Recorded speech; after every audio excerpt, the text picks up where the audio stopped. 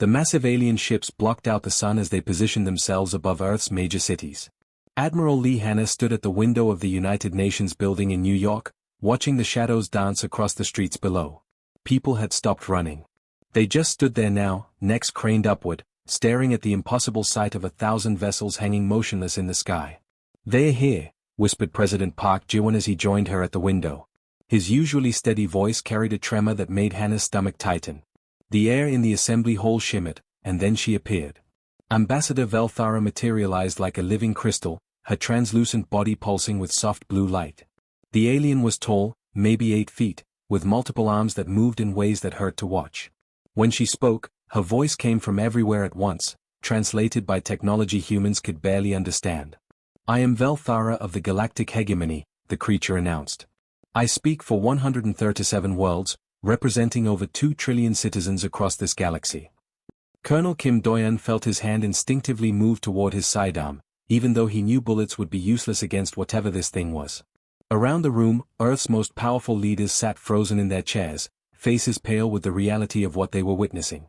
The alien's form brightened, and images began appearing in the air around her. Star systems. Planets. Ships that looked nothing like anything humans had ever built. "For 50 Earth years, your species has spread across space like a disease," Velthara continued. "You have violated 17 territorial agreements. You have disrupted trade routes in 3 star systems. You have refused to acknowledge galactic law." Captain Han Yuna, sitting in the military section, watched the images with growing unease. These weren't random pictures. This alien knew exactly where every human colony was located, down to the smallest outpost. "The Kelran complained about you first," the ambassador said, and a new image appeared. Strange, bird-like creatures with beautiful feathered wings. Then the Morphins. The Heltarans. All peaceful species who simply wanted to exist without human interference. Admiral Choi Minji exchanged glances with her colleague Seo Jae-hwan. They both knew those names. They knew exactly what had happened to those species, and it wasn't what this alien was suggesting. President Park stood slowly.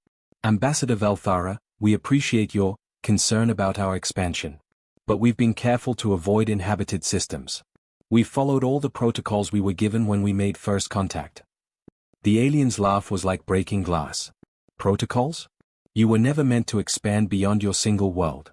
The first contact was a courtesy, nothing more. We expected you to remain on Earth, grateful for the knowledge that you were not alone in the universe." The temperature in the room seemed to drop several degrees. Lim Jizu, the youngest person in the assembly, felt her hands begin to shake. This wasn't a diplomatic mission. This was something else entirely. "Your species is problematic," Velthara continued. "Aggressive. Unpredictable. You fight among yourselves constantly. You destroy your own environment. You show no respect for established order." Dr. Kang Min-ho, the economist who had been studying galactic trade patterns for years, leaned forward. "What exactly are you proposing?" The alien's form pulsed brighter. "The hegemony offers mercy. One final chance to correct your mistakes." New images appeared. Empty worlds. Barren landscapes. Prison ships.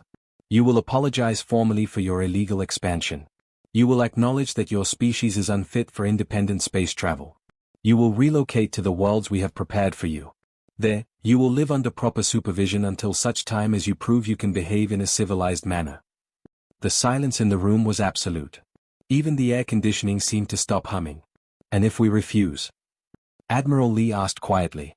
Velthara's multiple arms moved in what might have been a shrug. "Then we will implement corrective action.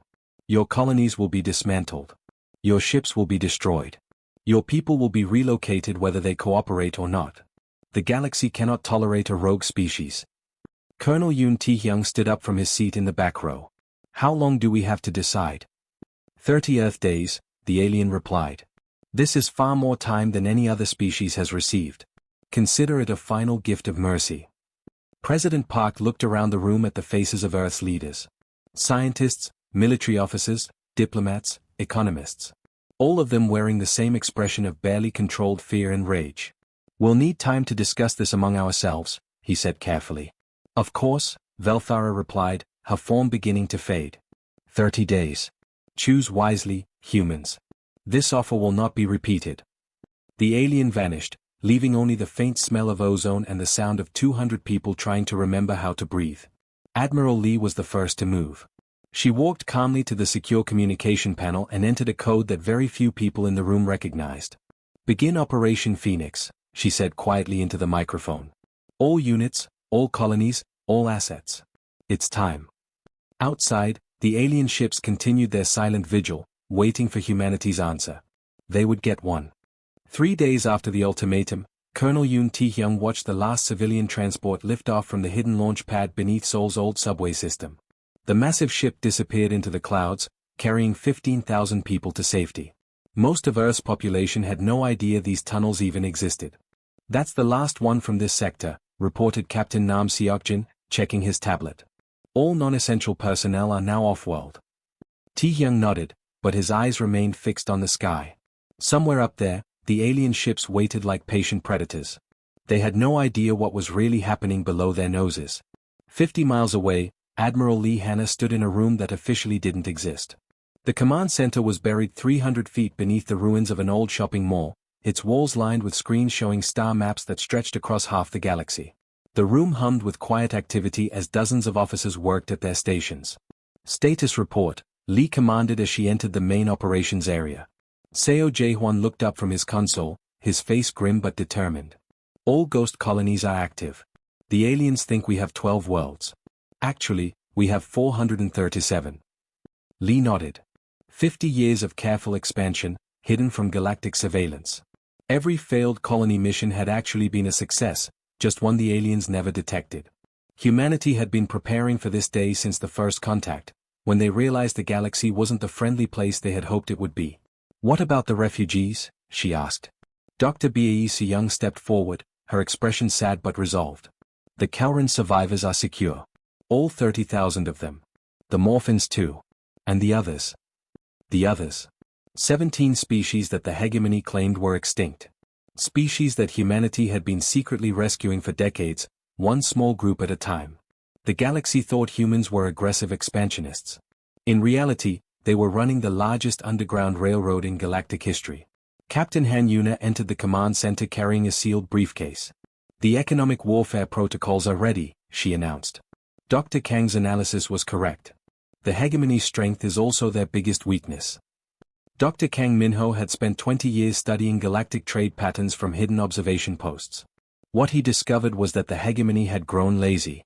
They controlled everything through a massive network of trade routes, communication hubs, and supply stations. But that network was fragile. Cut the right connections, and the whole system would collapse.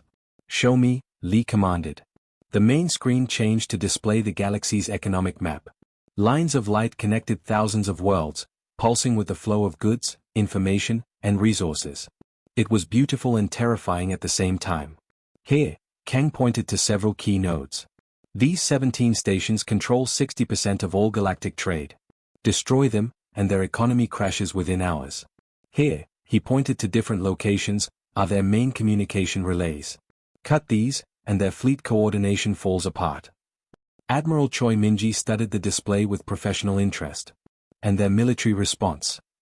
"Predictable," replied Jung Woo-sung, the fleet's tactical expert. "They'll try to protect everything at once. Classic mistake. When you try to defend everything, you defend nothing." Lee walked to the center of the room, where a holographic display showed the current positions of every human ship in the galaxy. There were a lot more than the aliens suspected. Hidden in asteroid fields, disguised as mining operations, camouflaged behind moons. The Ghost Fleet had been building itself for 50 years.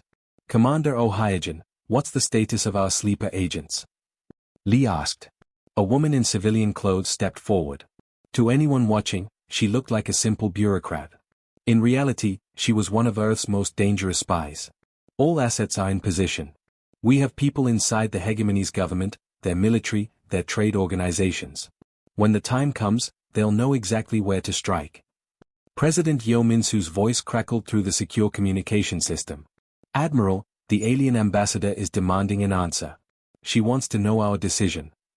Lee looked around the room at the faces of her people. Scientists, soldiers, spies, economists. All of them had spent their entire careers preparing for this moment. All of them knew what was at stake. "Tell her we're still discussing it," Lee replied. buy us more time. How much more time do you need? The president asked. Lee checked the countdown timer on the main screen. 26 days, 14 hours, 37 minutes until the deadline. Actually, she said with a cold smile, we don't need any more time at all. She turned to face the room. Ladies and gentlemen, begin phase 1. All units, all assets, all operations. It's time to show the galaxy what human preparation really looks like. Across the room, officers began typing rapidly at their consoles. Secure messages flashed out to hidden colonies, sleeper agents, and ghost ships scattered across hundreds of star systems. The real war wasn't going to start when the deadline expired. It was starting right now. Outside, the alien ships continued their patient watch, completely unaware that the primitive humans below had just activated the most sophisticated military operation in galactic history. They thought they were hunting sheep. They were about to discover they had cornered wolves. Fleet Commander Zavek studied the tactical display as his massive battle fleet approached New Terra, humanity's supposed primary colony. Intelligence reports indicated this world held nearly 2 million humans and their main military shipyards. It should be an easy victory. Sir, we're detecting no defensive fleet movements, reported his tactical officer. The humans appear to be hiding on the surface. Zavek's mandibles clicked with satisfaction. As expected. Primitives always think their dirt can protect them from superior technology. Begin planetary bombardment. But as his ships moved into attack formation, something felt wrong. The colony below was too quiet. No defensive fire. No evacuation ships fleeing in panic. No desperate communications begging for mercy. 3,000 light-years away, Admiral Lee Hanna sat in her command center watching the alien fleets approach on her screens. She had been waiting for this moment for 27 days. Zavek is taking the bait, reported Captain Nam Seokjin. His entire first assault fleet is moving into position around New Terra. Lee nodded calmly. And the other fleets? Hegemony Second Fleet is attacking our Titan base colony. Third Fleet is hitting New Shanghai. Just as predicted. Seo Jaewon's fingers moved rapidly across his console. All of them are going exactly where we want them to go. On New Terra's surface, the empty cities gleamed in the morning sun. Every building stood intact. Every street was clean. But there wasn't a single human anywhere on the planet. The evacuation had been completed 6 months ago, just after humanity intercepted the hegemony's invasion plans. Commander Zavek frowned as his sensors swept the planet below. Where are they? He muttered. 2 million humans can't just disappear. That's when he noticed the message beacon orbiting the planet. A simple transmission, broadcasting on all frequencies.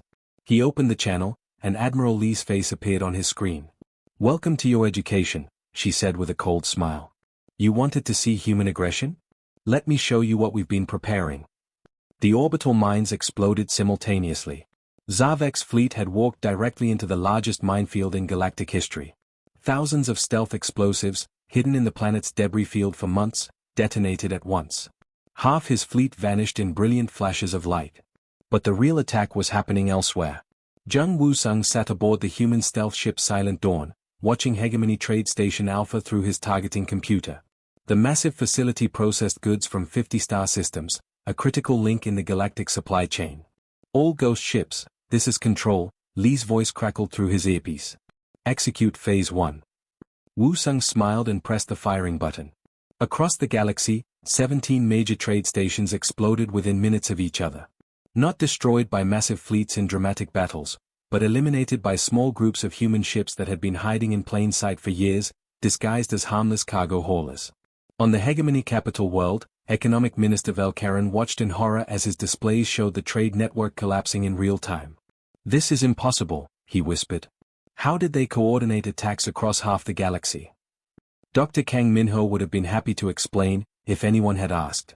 The Hegemony's own communication network carried the attack signals, hidden in routine data transmissions that had been building up for months.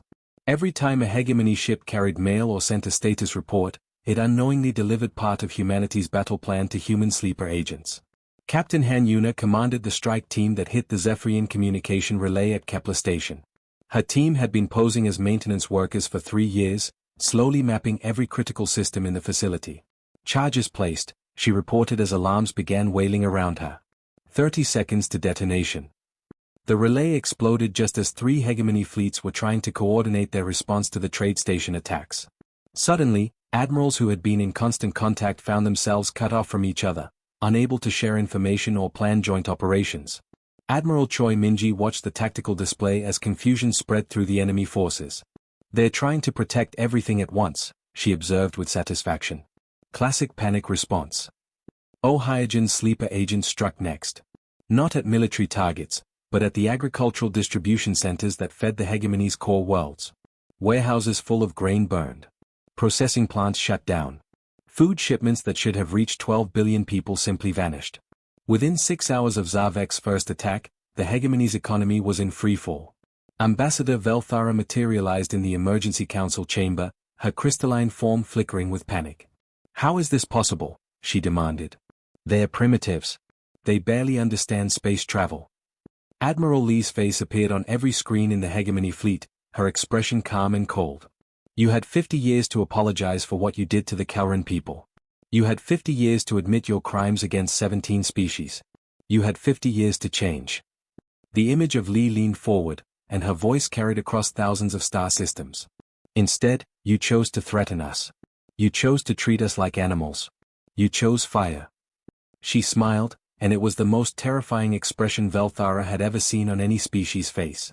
"Now burn with the consequences."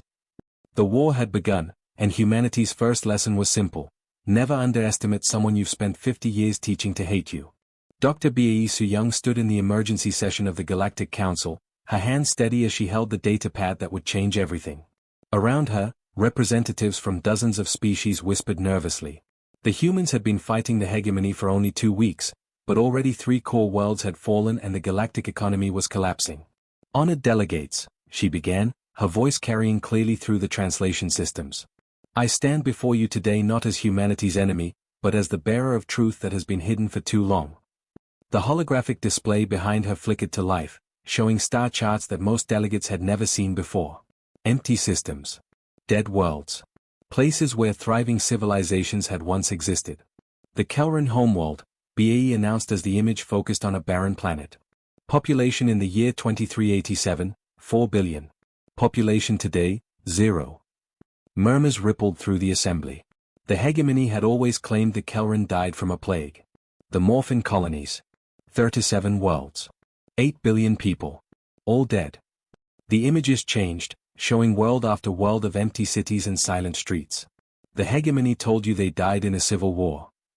Ambassador Velthara, attending via hologram from her flagship, bristled with anger. "These are lies. Human propaganda designed to justify their aggression." BAE smiled sadly. "I wish they were lies." She pressed a button on her pad, and new images appeared. Video recordings. Audio files. Documents sealed with official hegemony stamps. "These are your own records," she said quietly. "Taken from the secure archives on Zephyria Prime. Captured 3 days ago by Captain Jung Woo-sung's Special Forces team." The first video began playing. It showed hegemony soldiers herding terrified Kelran families onto transport ships. The bird-like aliens' beautiful feathered wings were clipped short, preventing flight. Children cried for their parents. The hegemony guards showed no emotion as they loaded thousands of beings into cargo holds designed for freight, not people. Processing Facility Gamma 7, the video caption read. Kelran Final Solution, Day 1.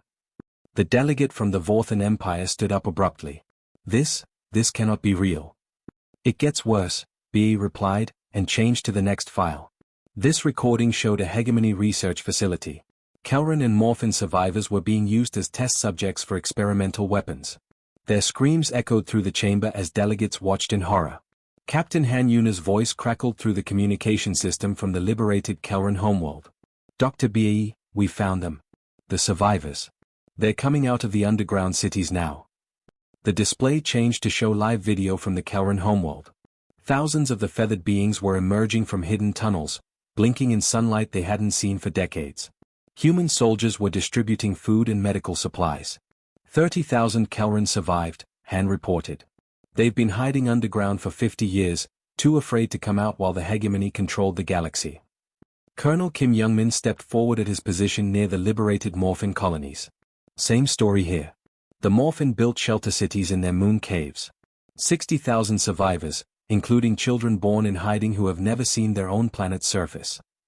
The truth began spreading through the assembly like wildfire. Delegates started checking their own records, their own missing neighbors, their own unexplained population drops. Your peaceful expansion, BAE continued, addressing the hegemony representatives directly, was systematic genocide. 17 species completely wiped out. Their world strip mined for resources. Their histories erased from galactic records. The delegate from the Therian Republic stood up, his voice shaking. The Therians, we lost contact with our outer colonies 50 years ago. The hegemony said it was a communication failure. Colony ships, BAE confirmed, pulling up more files. 3 million Therians loaded onto processing vessels. None survived the relocation procedures. Across the galaxy, Commander Jack Thol watched his own homeworld burn as the oppressed underclass rose in rebellion. The weapons were clearly human-made, but the fury was all their own. For generations, his people had been told they were the lucky ones, the chosen species allowed to serve the hegemony. Now they learned the truth, they were slaves who had been given slightly better chains. Sir, his communications officer reported, 17 more worlds have declared independence. The humans are providing them with tactical support and weapons. Jack Thol stared at the tactical display showing hegemony territory shrinking by the hour. How long have they known? He whispered. Admiral Lee Hanna appeared on his screen, her expression serious but not unkind. We've known for 30 years, she said simply. Every aggressive expansion was actually a rescue mission. Every territorial violation was us evacuating survivors before you could finish the job. Why? Jack Thol asked. Why save them? They weren't your species. Lee was quiet for a moment. Because someone has to. Because if we don't stand up for the innocent, who will? On the hegemony flagship, Ambassador Velthara watched her empire crumble in real time. Her crystalline form flickered as reports came in. 43 worlds in rebellion, trade routes severed, member species defecting faster than she could count. Admiral Lee, she transmitted on an open channel, what do you want from us? Lee's response was broadcast across the entire galaxy, justice. 417 dead species. 4 millions of murdered innocents. 450 years of lies. The reckoning had begun, and there was nowhere left for the hegemony to hide. The capital city of Zephyria Prime burned against the night sky, but Judge Park Sunyo made sure the flames were controlled. Human fire teams worked alongside local rebels to contain the blazes to military installations only. Schools, hospitals, and civilian neighborhoods remained untouched. Justice, not genocide, Park announced from the steps of the former hegemony Supreme Court. That is what separates us from them. Behind him, captured hegemony officials sat in restraints, waiting for their trials.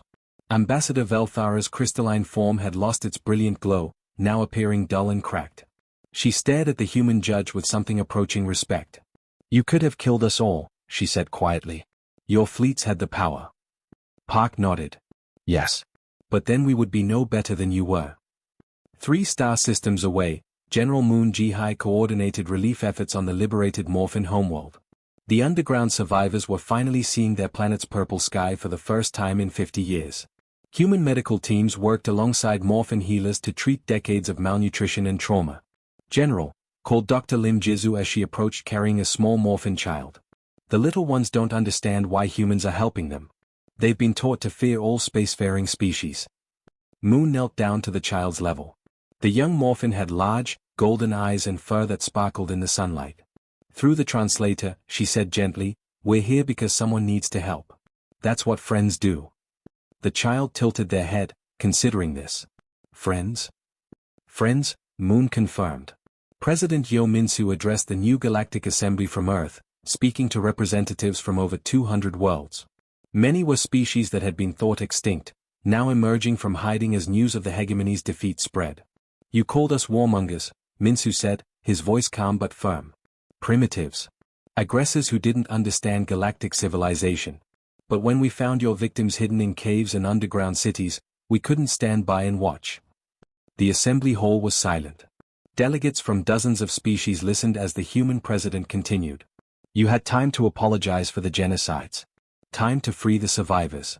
Time to change your ways. Instead, you chose to threaten us when we started rescuing them. Captain Seo Jae-hwan transmitted from the former hegemony prison world of Kala 9, where thousands of political prisoners were being freed. Mr. President, we found the records vault. Complete documentation of every genocide, every massacre, every cover-up. The evidence is overwhelming. Admiral Shin Yunbai watched from orbit as former hegemony species began forming their own governments. The Vorthan were writing their first constitution with help from human legal advisors. The Therian survivors were electing their first free parliament in 70 years. Democracy was spreading across the galaxy like wildfire.